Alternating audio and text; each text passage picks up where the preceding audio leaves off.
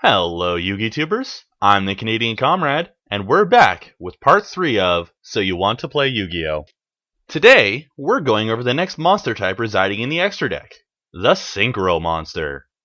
This script was written by myself, and the video was edited by retyopko with help from Swifty for the animations. This was the first monster type not appearing in the game at its inception, not counting rituals which were introduced a few sets in. Introduced in 2008 with the Japanese release of Yu-Gi-Oh! 5Ds, Synchros were hailed as a revolutionary change to the game. At its heart, Synchro Summons are effectively a fusion monster with a dash of math thrown in.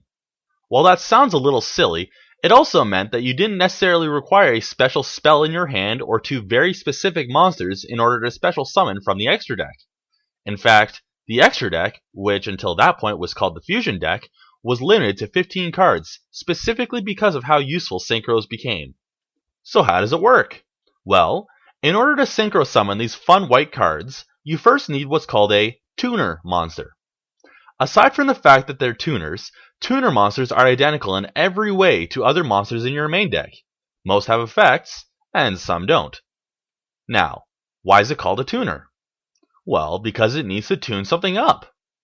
In order to Synchro Summon, you need one tuner and at least one non-tuner monster. Almost any monster in the game can be used for a Synchro Summon, and those that can't will specifically say so. So, let's set the stage. We have our level 2 Herald of Orange Light, and our level 3 Sonata the Melodious Diva. Assuming it's our main phase 1, all we do is send the two monsters to the graveyard, add their levels together, in this case level 2 plus 3, and voila!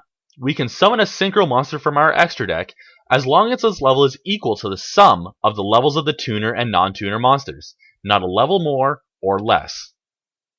Once on the field, much like a fusion monster, Synchro monsters function identically to a regular effect monster. Now, there are certain Synchro monsters that have specific requirements.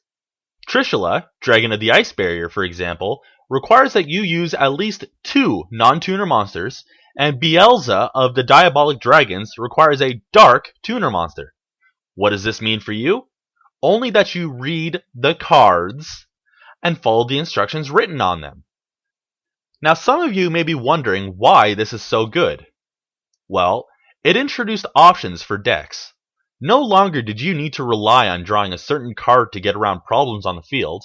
Now, you could Synchro Summon out a specific monster. Every deck now had full access to a toolbox of cards, giving even fun decks a chance to compete and steal wins here and there. This is why the extra deck was limited to 15.